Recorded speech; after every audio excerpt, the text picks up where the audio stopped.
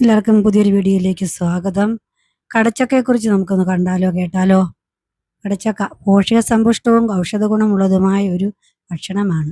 അതുപോലെ കൊളസ്ട്രോൾ കുറച്ച് ഹൃദയാരോഗ്യം സംരക്ഷിക്കാനും നാരുകൾ സമ്പന്നമായതിനാൽ ദഹനം മെച്ചപ്പെടുത്താനും ഒക്കെ ഇത് സഹായിക്കുന്നു. കൂടാതെ വൈറ്റമിൻ സി അടങ്ങിയിരിക്കുന്നതിനാൽ രോഗപ്രതിരോധ ശേഷി വർദ്ധിപ്പിക്കാനും ത്വക്ക് രോഗങ്ങൾക്കെതിരെ പ്രവർത്തിക്കാനും ഒക്കെ കടച്ചക്ക ഉത്തമമാണ്. ശരീരത്തിലെ ചീത്ത കൊളസ്ട്രോൾ കുറയ്ക്കാനും നല്ല കൊളസ്ട്രോൾ വർദ്ധിപ്പിക്കാനും സഹായിക്കുന്നു. ഉയർന്ന നാരുകൾ അടങ്ങിയിരുന്നതിനാൽ നമുക്ക്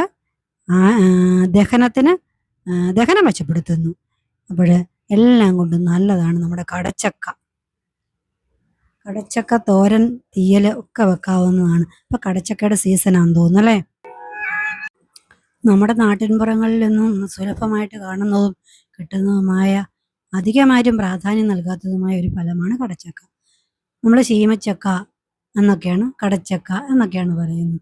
ഇത് ഔഷധ ഗുണങ്ങളിൽ സമ്പന്നമായ ഒന്നാണ്. ഇതിൻ്റെ ഫലം മാത്രമല്ല, ഇലയും മരക്കറ എന്നിവയെല്ലാം നല്ലതാണ്. ത്വക്ക് രോഗങ്ങൾക്കൊക്കെ നല്ലതാണെന്നാണ് പറയുന്നത്. വാതസംബന്ധമായ രോഗങ്ങൾക്കൊക്കെ നല്ലതാണ്. ഒരു പ്രകൃതിദത്തമായ ഔഷധമായിട്ടാണ് കണക്കാക്കി വരുന്നത്. ഇതിനെ ഫലം എന്ന ഭാഗത്തിലാണ് ഉൾപ്പെടുത്തിയിരിക്കുന്നതെങ്കിലും ഒരു പച്ചക്കറിയായിട്ടാണ് നമ്മൾ കാണുന്നത്. കടച്ചക്കയിൽ ഗ്ലൂക്കോസിൻ്റെയും കാർബൺഹൈഡ്രേറ്റിൻ്റെയും അളവ് കൂടുതലായതിനാൽ പ്രമേഹ രോഗികൾക്ക് പലതും ഇത് ഒഴിവാക്കുന്നതാണ് നല്ലതെന്നാണ് പറയുന്നത്. നാരുകളുടെ സാന്നിധ്യം ഉണ്ട് എങ്കിലും ആഹാരത്തിൽ നിന്ന് ഗ്ലൂക്കോസ് വലിച്ചെടുക്കുന്നതിൻ്റെ അളവ് കുറയ്ക്കും. അപ്പോൾ നല്ലൊരു ഔഷധ ഗുണം തന്നെയുള്ളതാണ് ഈ കടച്ചക്ക എന്ന് പറയുന്നത്.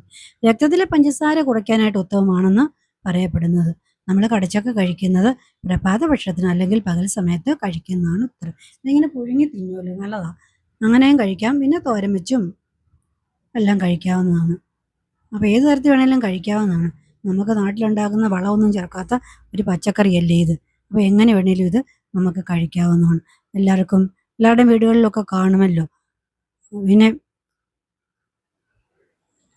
കൊളസ്ട്രോൾ കുറയ്ക്കും. അതുപോലെ ആരോഗ്യത്തിന് അത്യാവശ്യം വേണ്ട HDL കൊളസ്ട്രോളിൻ്റെ വർധനയ്ക്ക് സഹായിക്കുകയും ചെയ്യുന്നത്. അതുപോലെ തന്നെ ശരീരത്തിലെ രക്തസമ്മർദ്ദം കുറയ്ക്കുകയും അതുവഴി ഉണ്ടാകുന്ന ശാരീരിക പ്രശ്നങ്ങളൊക്കെ ഒഴിവാക്കാനായിട്ട് കടച്ചക്ക നല്ലതാണെന്നാണ് പറയുന്നത്. പക്ഷേ വിഷമുള്ള പച്ചക്കറികൾ വാങ്ങി കഴിക്കുന്നതിലും നല്ലതല്ലേ ഇതൊക്കെ നമ്മൾ കഴിക്കുന്നത്. നമ്മുടെ നാട്ടിൽ സുലഭമായിട്ട് കിട്ടുന്നതാണ്. പ്രത്യേകിച്ച് ഒരു വളവും ചേർക്കാതെ തന്നെ ഇത് ഉണ്ടാകുന്നത്. ഏപ്രിൽ മെയ് മാസങ്ങളിലാണ് ധാരാളമായിട്ട് ഉണ്ടാകുന്നത്. എല്ലാവരും ആ സമയത്തൊക്കെ മഴ പെയ്യുമ്പോൾ ഇപ്പോൾ ചൂട് സമയമായിട്ട് ഇതങ്ങ് പൊഴിഞ്ഞു പോവുകയാണ്, മുഴുവൻ കൊഴിഞ്ഞു പോകും. ഇഷ്ടംപോലെ ഉണ്ടാകുന്നുണ്ട്, പക്ഷേ എല്ലാം പോവുകയാണ്. മെയ് മാസമൊക്കെ ആകുമ്പോൾ, ജൂണൊക്കെ ആകുമ്പോഴത്തേന് ഇത് നല്ലതായിട്ട് വിളയുന്നത്. നല്ലതായിട്ട് വിളഞ്ഞു കഴിഞ്ഞാൽ നമുക്ക് ഇത് തൊലിയെല്ലാം കളഞ്ഞ് പുഴുങ്ങി തിന്നാവുന്നതാണ്, നല്ലതാണ്. പിന്നെ തോരൻ വെച്ചും തീയിൽ വെച്ചും ഒക്കെ ഇത് കഴിക്കാവുന്നതാണ്. എങ്ങനെ വേണമെങ്കിലും കഴിക്കാവുന്നതാണ്. നമുക്ക് സുലഭമായിട്ട് കിട്ടുന്ന പച്ചക്കറിയൊക്കെ നമ്മൾ കഴിച്ച് നമ്മൾ രോഗമൊക്കെ ഇല്ലാതാക്കുന്നതാണ് ഏറ്റവും നല്ലത്.